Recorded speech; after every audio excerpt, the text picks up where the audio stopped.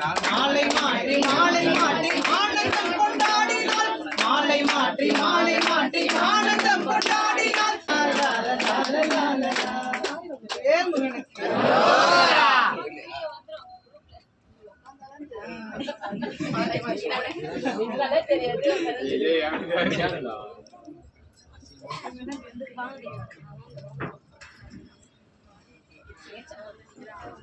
அடுத்தபடியாக பள்ளிக்கு ஆச்சு.